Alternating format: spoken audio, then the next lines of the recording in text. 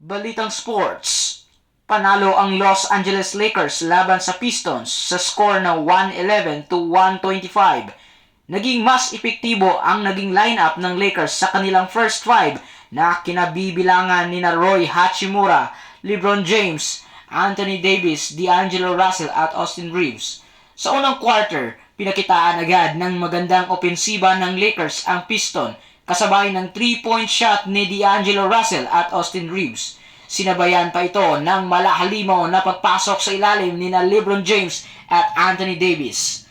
Kaya naman ay lumaki pa ang kalamangan ng Lakers sa 14, 13-27. Sa pagpasok ni Spencer Dinwiddie ay nagbigay agad ito ng malakidlat na assist. Nagtapos ang unang quarter sa score na 24-32 pabor sa Lakers. Hindi na nakaabante pa ang Detroit Pistons sa sumunod na quarter kahit pa bumawi rin sila ng iilang malulupit na 3-point shot. Mas lumaki pa ang kalamangan ng Lakers pagsapit ng third quarter na nagbigay sa Lakers ng 16 na score advantage.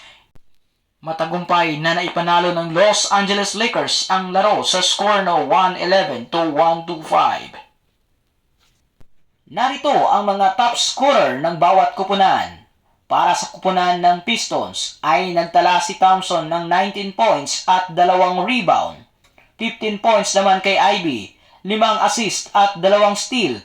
Habang si Cunningham ay may 12 puntos, 7 rebounds at 7 assist. Sa kupunan ng Lakers ay nagtala si LeBron James ng 25 puntos at 8 assist.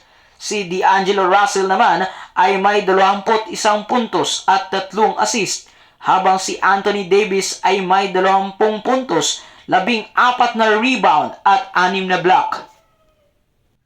Sa tingin nyo mga kabasketball, ay tuloy-tuloy na ba ang pagkapanalo ng Los Angeles Lakers ngayong nandito na ang kanilang bagong player na si Spencer Dinwiddie?